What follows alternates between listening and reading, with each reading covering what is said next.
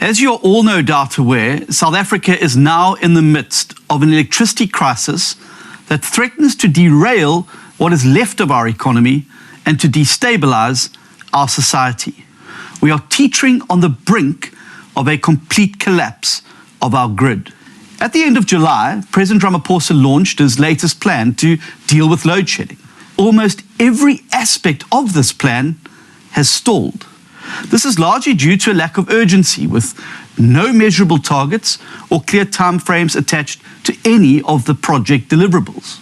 What we are proposing today is that the President immediately dissolve the National Energy Crisis Committee and appoint in its place an outside industry expert to oversee the implementation of the Energy Response Plan.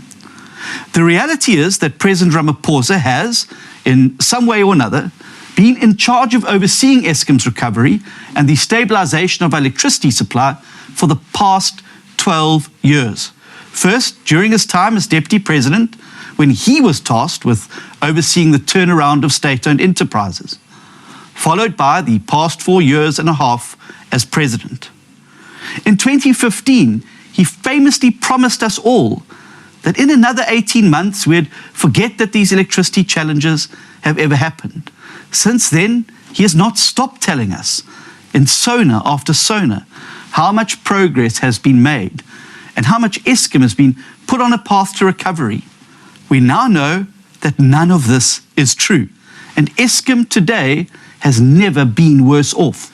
The President himself must now hand over the plan to someone who can and will see to it that progress is made. Our energy crisis reaches much further than just the lights and appliances in our houses. In towns and cities across the country, the knock-on effect of these extended blackouts will lead to a series of secondary crises that will threaten the lives and livelihoods of our citizens. From sewage pumps and cell towers to schools and medical services, communities rely on services that require dependable electricity. I'm very proud to say that the Western Cape government, through its provincial disaster management team, has just announced a detailed plan to deal with the worst-case load shedding scenarios. The purpose of this plan is to ensure that critical services remain operational even if high-stage load shedding were to continue. I wish to assure the residents of the country that I will be liaising with DA governments and our coalition partners around the country to ensure that they are doing everything possible to shield citizens from the ongoing failures of national government.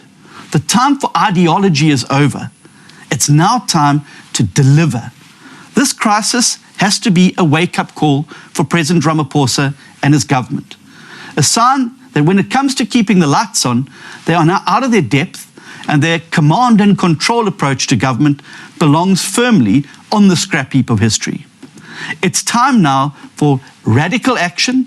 It's time now for delivery. The time for promises and talk shops is over. We're calling on President Ramaphosa to heed what we've said today, to take it seriously, to appoint an outside expert to lead the fight to get us out of this crisis.